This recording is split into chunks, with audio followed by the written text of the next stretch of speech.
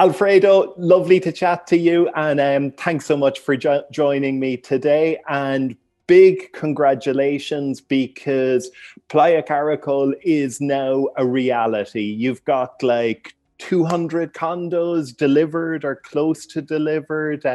It's flying up. You've got a surf school, a surf club. You've got places where you can go to get a cold drink, have a ceviche, chill out.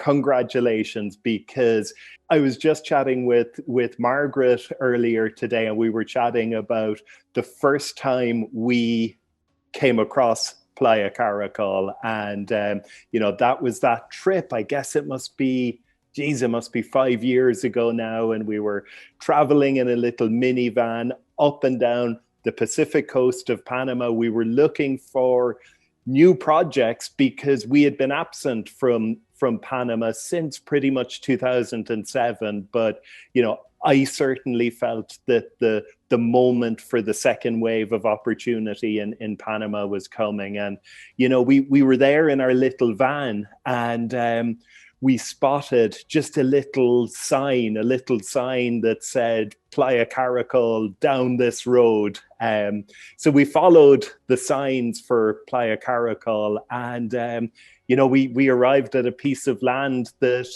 there was just a sign up there saying that Playa Caracol is coming. Earth was being moved, stuff was being happening. But we said, oh my God, both Margaret and I, we knew this beach, we loved the beach, we had been waiting for opportunity to come. And we saw from the sign that it was one of your projects. So, at that point, we hadn't spoken probably in 10 years, but we got straight on the phone with you, and just about, I'd say by noon the following day, we were sitting down together talking about Playa Caracol. So congratulations that it's now a reality. But just to kind of set the scene and to just kind of talk about, your evolution as a developer, and also the evolution of the opportunity in Panama, I wanted to just kind of very briefly chat about where we first met back in 2005. And that was the moment that you were embarking on, I guess, your first landmark project, which is Embassy Club. And so maybe if you could just talk briefly about the concept there, and how it was truly different to everything else that was on the market in Panama at the time. Hey, thanks, Ronan, for your time, and thanks for this call. Indeed, it's been quite a ride. When we started Embassy Club, that was in the early 2000s, we wanted to create a master plan community like no other in the country. Inside the city, have the master plan community look and feel. And we managed to pull that off in 24 hectares. It's a medium-sized development of about 500 units. And with a wide diversity of residential options. Our intention was to achieve a community where the owners, where the residents could live year-round and feel that they are away from a city setup. And it was incredibly successful. Thank you very much as well for showing these properties to your readers those days. It's been more than 15 years since we last since we did that development. And since then, when you entered my office, you look just like you look the same. I don't know what you drink, what you eat, what you have for breakfast, but I was glad to see you again and see that RETA was interested again in Panama. And as a matter of fact, Playa Caracol is kind of a sequence of that same spirit of Embassy Club. A little bit larger, bigger piece of land, but same concept, and now we are over 300 units delivered and more than 150 under development.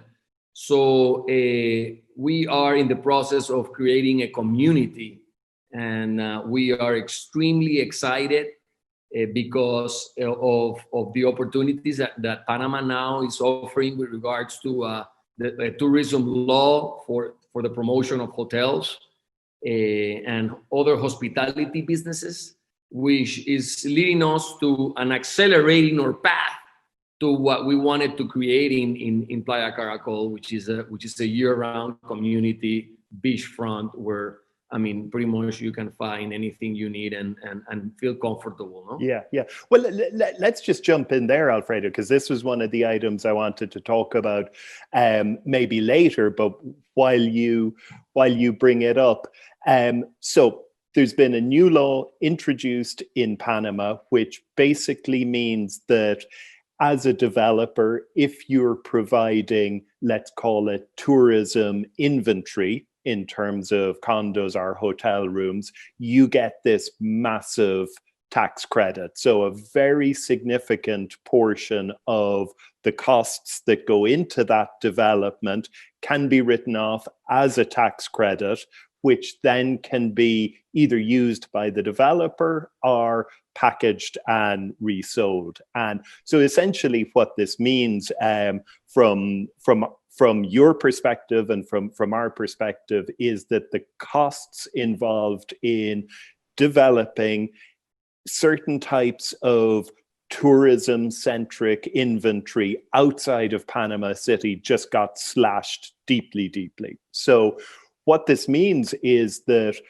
when we sit down, there's effectively, you can give us more by way of discount, and the project still meets your profitability criteria. Because at the end of the day, you're a real estate developer who has his expected margins.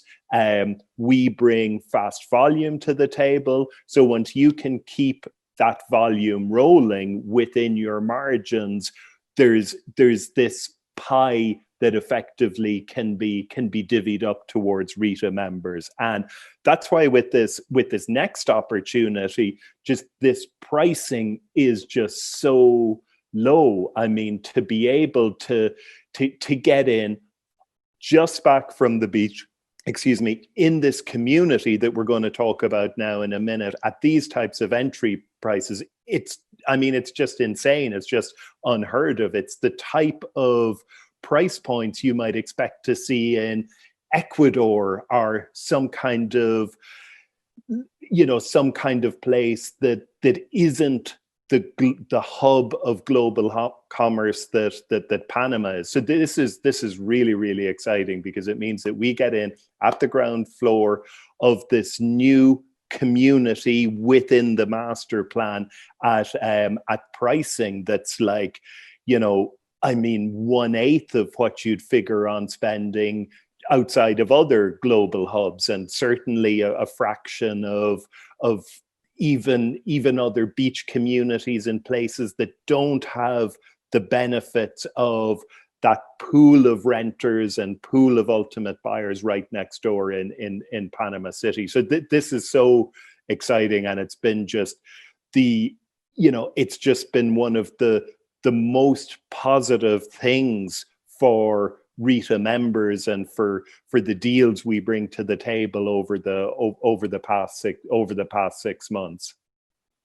Yes, definitely. This has been a trigger because it allows us to develop very unique projects with very unique characteristics that without these credits that can only be used by investors, not actually by the developer, but in the end, what matters is that the end cost to the clients, to the buyers, it is reflected there, and the developments are these, very unique residential products that without the credits I would have never developed.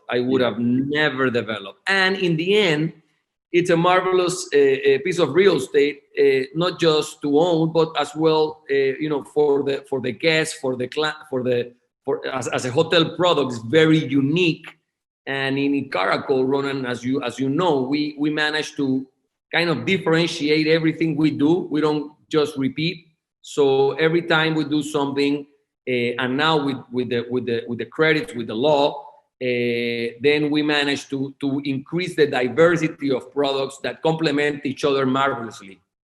Yeah, absolutely. And I mean, that is, that diversity within, almost like diversity within a niche concept, is something with Embassy Club you delivered fabulously. And again, our readers who got in there have seen, values pretty much double, plus annual rental yields of maybe 6 to 8%. So because you crafted that unique community, and it's unique in a Panama City context, because at the time everyone was building these high rises, and lo and behold, one of the reasons come 2007, 2008, we pulled back from the Panama City market is that too many people were doing the same thing. And while everyone else was doing the same thing, and prices for, let's call it, the kind of the higher end of Panama City real estate were topping out,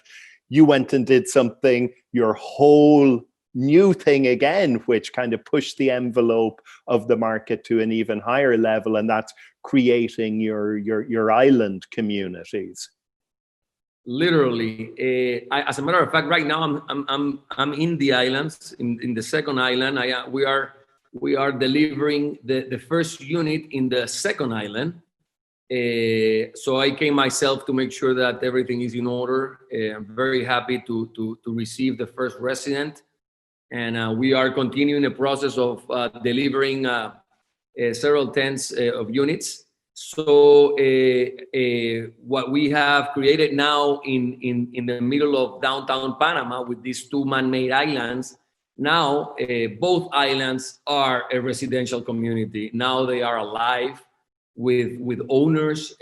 So that is something that really impacts me positively and gives me a lot of positive energy, and it helps me create new developments that are as unique as these two islands that they're built already. So yeah.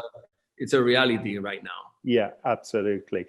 And again, I guess the point I'm making here, Alfredo, for RETA members is, your success has come from identifying a big niche, creating sub niches and variety within that and pulling it off. And, the thing about every time you do that, there is an inherent element of risk, as much as I trust your abilities as a developer.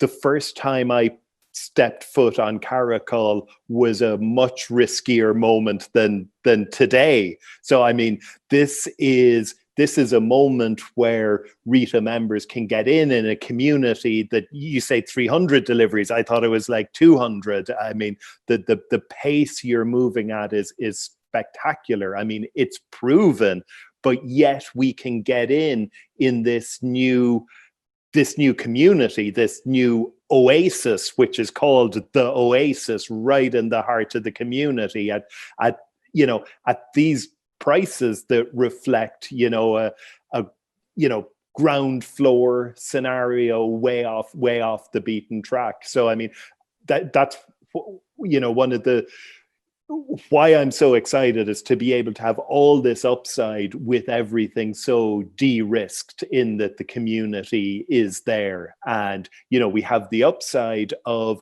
the next level that you're going to bring the community to, and that I'm confident you'll pull off. But if that next level never materialized, this would still be an absolutely amazing opportunity. Well, Ronan, statistically, we materialize. Thanks God. Yeah. Well, this new law allows us to develop these low density products, low density developments that we would have never developed without the law. You follow me? So this is how it all makes sense. And nowhere in Caracol except this area where we're doing these low-rise buildings. I mean, this is extremely unique, and we don't plan to do much more of those. Ground plus 2 is very unique in Caracol, and it will be unique in the future. Yeah, and you know, I've seen kind of various tax breaks, Alfredo, across the world come in. You know, very frequently the tax breaks are for the end users, for the buyers. So I buy a condo from you and I get a tax credit. I have never seen a situation where these tax breaks have lasted for, you know, more than, you know, maybe even just 2 years without causing land prices to just rocket. So there's a really brief window when you get in, when the tax benefits can be captured by an end user like us before the tax benefit ends up just being captured in far higher land values. So, you know, I firmly believe we've a very narrow window of opportunity in this, you know, until those land prices just start spiking. I totally agree with you. And this program, I hope it lasts as long as it is supposed to, but I doubt it, because it's literally one of the best programs that have been available for this for promotion of tourism in the area, if not the world. I mean, and I'm not kidding. It's extremely good law, and I know that Panama is committed to be a world player in tourism, and I have no doubt that it will. You know, already in the city, we have mostly everything we need to become a destination as a city, with the cruise ship terminal, with the convention center, with the Casco Viejo, with with many other amenities. We needed amenities outside the city, so that the destination was not only a city destination, a week destination, also a weekend destination for pleasure. And we didn't have that many options, but this law will allow developments to happen, and we're making sure that Caracol is in the forefront, with the most unique and most exciting projects and developments, so that we stand by ourselves, like all our other developments that are totally differentiated and with their own market.